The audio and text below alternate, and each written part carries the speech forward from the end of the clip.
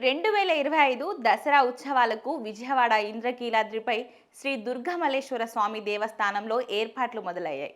ప్రతి ఏటా ఘనంగా నిర్వహించే దసరా ఉత్సవాలను ఈసారి మరింత వైభవంగా నిర్వహించాలని ఏపీ ప్రభుత్వం నిర్ణయించింది.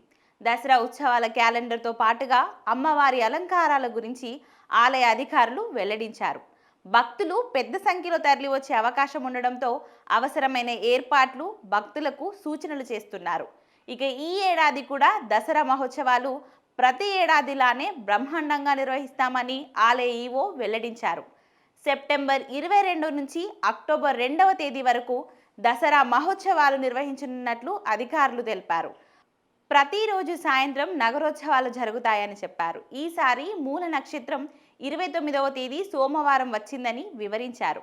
సెప్టెంబర్ 29వ తేదీ మూల నక్షత్రం రోజున రాష్ట్ర ముఖ్యమంత్రి చంద్రబాబు నాయుడు అమ్మవారికి పట్టు వస్త్రాలు సమర్పిస్తారని వెల్లడించారు.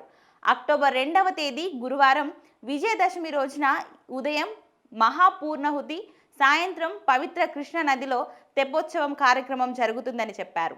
ఏర్పాట్ల కోసం ఎన్టీఆర్ జిల్లా కలెక్టర్, పోలీస్ కమిషనర్, దేవాదాయ శాఖ అధికారులతో కలిసి నిర్వహించిన సమన్వయ సమావేశంలో కీలక నిర్ణయాలు తీసుకున్నారు. ఇక సామాన్యులకు పెద్దపీట వేస్తూ అందరికీ దుర్గమ్మ దర్శనం కలిగేలా చర్యలు తీసుకుంటున్నామని అధికారులు చెప్పారు. ఈ ఏడాది దసరా ఉత్సవాలు 11 రోజులు వచ్చాయి. 22వ తేదీ శ్రీ బాల త్రిపుర సుందరి దేవి అలంకారం, 23వ తేదీ శ్రీ గాయత్రి హైందాదేవి అలంకారం ఉంటుంది.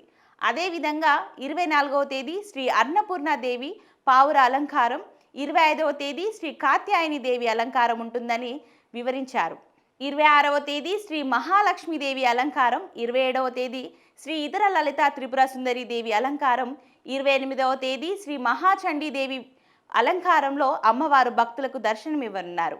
కాగా 29 ఆద్యం తేదీ శ్రీ మూల నక్షత్రం రోజున శ్రీ సరస్వతి దేవి అలంకారంలో భక్తులకు దర్శనమిస్తారు.